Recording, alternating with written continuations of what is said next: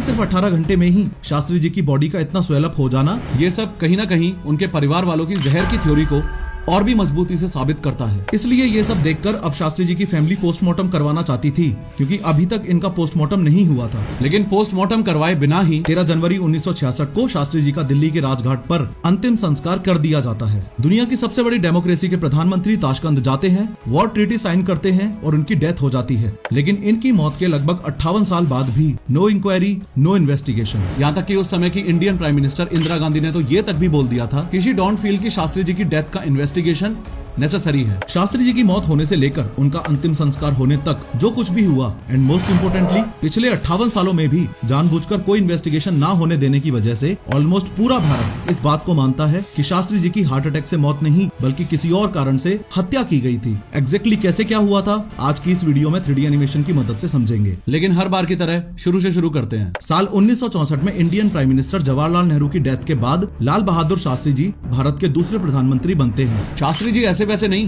बल्कि एक ठोस पर्सनैलिटी के आदमी थे, जिन्होंने सिर्फ 18 महीनों के कार्यकाल में देश में ग्रीन रिवॉल्यूशन, व्हाइट रिवॉल्यूशन और न्यूक्लियर वर्ल्ड पावर की नींव रखने के साथ ही पाकिस्तान को 1965 के युद्ध में धूल चटवाई। हुआ कुछ यूं कि चाइना से 1962 का युद्ध हारने के बाद दुनिया में इंडिया की एक कमजोर देश की इमेज बन गई थी। इससे पाकिस्तान को लगा कि अभी इंडिया कमजोर है